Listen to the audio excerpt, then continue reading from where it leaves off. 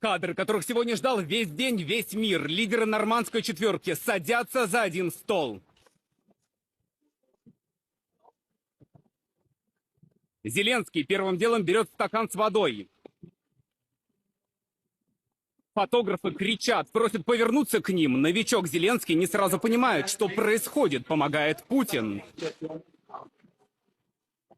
Буквально 1 минута так называемой протокольной съемки. Журналистов стремительно просят покинуть помещение.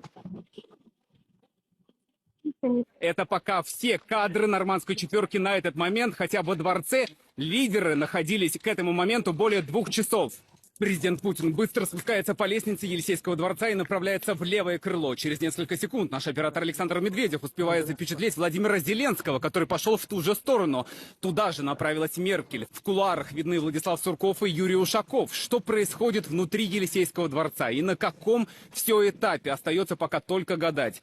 И спустя час, после того, как должны были уже начаться переговоры нормандской четверки, зал, предназначенный для встречи, оставался пустым. Его превосходительство господин Путин, табличка на столе. Напротив будет сидеть Зеленский, слева и справа Макрон и Меркель. Атмосфера вокруг этих переговоров еще до их старта была накалена. Еще до старта саммита обстановка вокруг него уже была напряженной. Первая провокация, которая происходит еще до начала саммита, как мы видим, украинские активисты кричат и атакуют Елисейский дворец сразу с нескольких сторон. Их сейчас оттесняет французская полиция, но такое происходит на нормандской четверке впервые. Украинские активисты-провокаторы затесались сразу с нескольких сторон толпы журналистов и стали выкрикивать свои возгласы. Французской полиции понадобилось несколько минут, чтобы угомонить девушек, жаждущих показать всем свои тела. Конечно, никакой торжественности в этом саммите нет. Очень тяжелая и непростая будет встреча, но в Елисейском дворце делают все, чтобы хоть как-то разрядить обстановку, и, как мы видим, президента будет встречать почетный караул. Украинские телеканалы рассказывают о приезде лидеров, прилет Путина показывают в прямом эфире. Бачимо Володимира Путіна.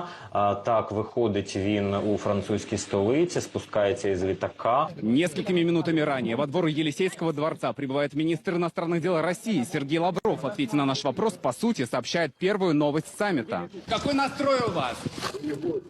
Такой настрой Москвы предельно известен уже несколько лет подряд. Нужно выполнять минские договоренности. Киев под теми соглашениями ставил подпись и должен их исполнить. Ангела Меркель, ветеран встреч нормандской четверки. И все эти годы она по любому поводу и всегда поддерживала Киев. Но сейчас, судя по всему, Украина уже не может рассчитывать на столь безоговорочную поддержку. Внимательные взгляды тут же подмечают, что Меркель приехала в пиджаке.